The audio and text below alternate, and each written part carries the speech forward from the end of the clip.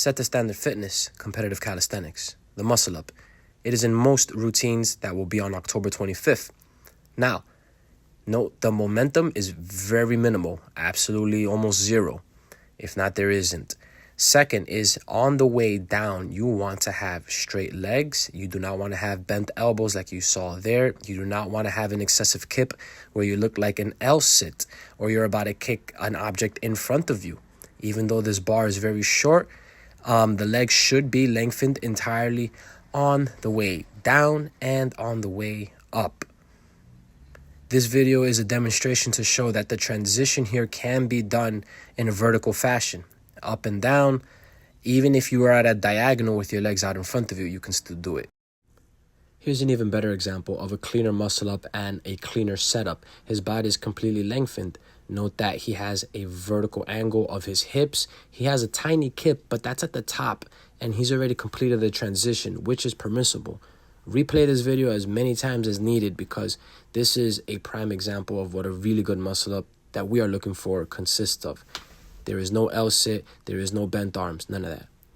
The pull-up now. Okay, we are using the pull-up, not this grip that you are seeing here. This is supination.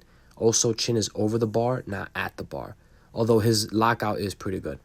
Now, this is the pull-up that we're going to be doing. Note that the athlete here, although the elbows are not completely locked out, that is perfectly fine. There's a tiny micro bend there, but we'll take that. So that micro bend or the lockout is perfectly fine. But if you are at a 90-degree angle, we are not counting that. This is a prime example of what we're looking for. The judges are really looking for this. Note that the chin is unquestionably over the bar.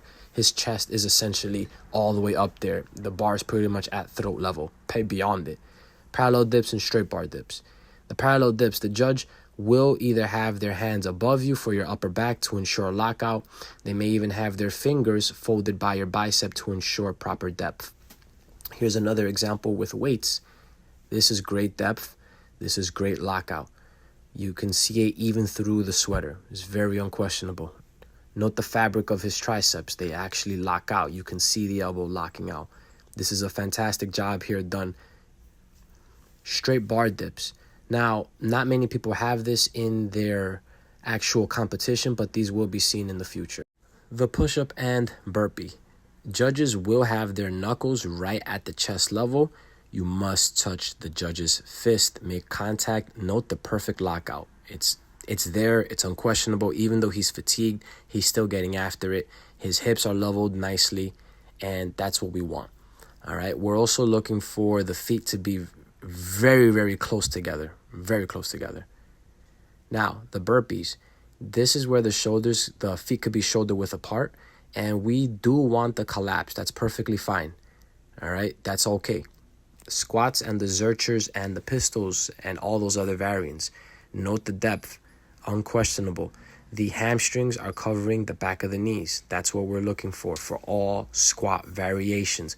Most squatters will usually have an object to squat to. Here's a very slow form of the zercher squat. His depth is great. His hips are way past 90. He's definitely there, okay? You cannot mess up on your squats. This is going to take out the most energy from all the athletes for sure. Here's another great example. Note that the athlete's glutes, which is super important, the glutes and the hips will follow suit. We want that depth. Pistol squats. Pistol squats are very interesting. Ass to grass, ass to ankles, as they say. Your hands are not touching the floor for any assistance whatsoever. If you lose your balance like that near the top, that will not count as a rep. That is perfect execution on the pistol squats here. And the leg is completely locked out as well. L-sits only begin when you are at 90 degrees and the knees are fully extended as seen in the video. Not below, nothing else. Hanging toes to bar, the knees are locked out. Once again, this is requiring some hamstring and hip flexor flexibility. We're demanding that calisthenics and all the athletes train more than just the pump. We're looking for beautiful strength. That is what calisthenics is. We are not looking for sloppy droppy, none of that stuff, okay? This is clearly what not to do when you are doing the hanging leg raise, okay? We are going toes to bar and we are not rocking. Minimize the rocking. Note here that the knee tucks is a very simple, straightforward exercise.